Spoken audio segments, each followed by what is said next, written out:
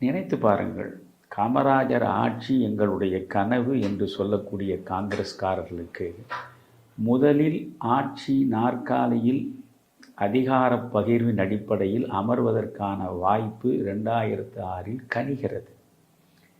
1967 பிறகு 2006 ஏறக்குறைய ஒரு 39 ஆண்டுகளுக்கு பின்னால் அதிகார நாற்காலியில் அமரக்கூடிய வாய்ப்பு காங்கிரஸ் கட்சிக்கு மக்களால் தரப்படுகிறது.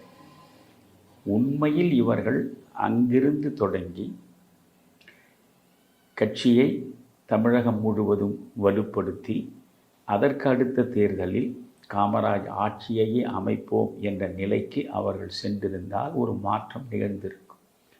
ஆனால் சுயநலத்திலேயே சுருங்கிவிட்ட சில காங்கிரஸ் உறுப்பினர்களுடைய தன்னலம் அன்றைக்கு கலைஞருடைய சதிக்கு உடந்தையாக இருந்தது.